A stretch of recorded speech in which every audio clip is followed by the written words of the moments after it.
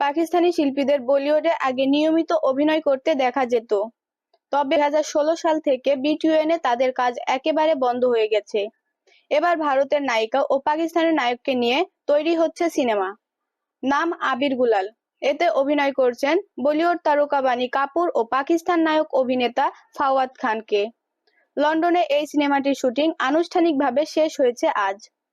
ছবিটির প্রযোজনা করেছেন ইন্ডিয়ান ইন্ডাস্ট্রিজ, এ রিচার্ডস লেন্স এবং আর-জে পিকচার্স। প্রধান প্রযোজক হিসেবে রয়েছেন বিবেক বি আগারওয়াল, অবন্তিকা হরি এবং রাকেশ সিপ্পি। সিনেমাটি ইউকের বিভিন্ন মনোরম স্থানে শুট করা হয়েছে।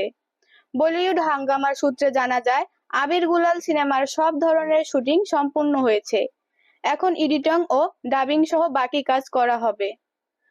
সম্প্রতি সোশ্যাল মিডিয়ায় একটি ছবি ভাইরাল হয়েছে, যেখানে দুই তারকা ফাওয়াদ খান এবং বাণী কাপুর তাদের সিনেমার টিমের সঙ্গে হাস্যোজ্জ্বল অবস্থায় দেখা যায়।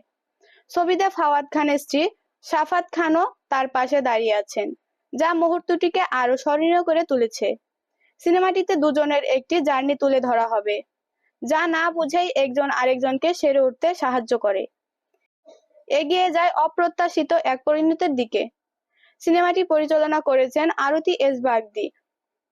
তবে কবে কোন প্ল্যাটফর্মে সিনেমাটি মুক্তি পাবে সে বিষয়ে কিছু জানা যায়নি।